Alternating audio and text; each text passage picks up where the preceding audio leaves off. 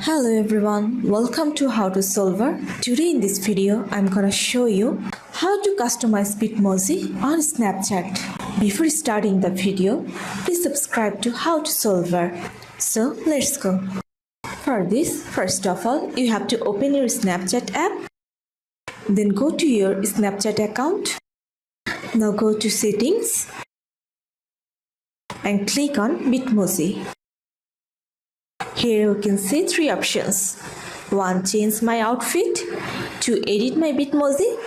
3. Choose a selfie. You can choose any of them. I'm choosing Edit my Bitmoji. I'm going to change her hair.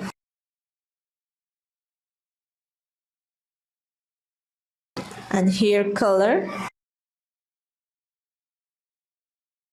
Earrings. That's it. Now click on Save. Now I'm clicking on Change my outfit.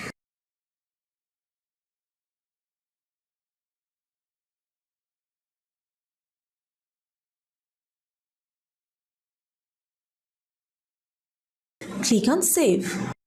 So this is how I have customized Bitmoji on Snapchat. That's it. So guys, that's it. You can do this.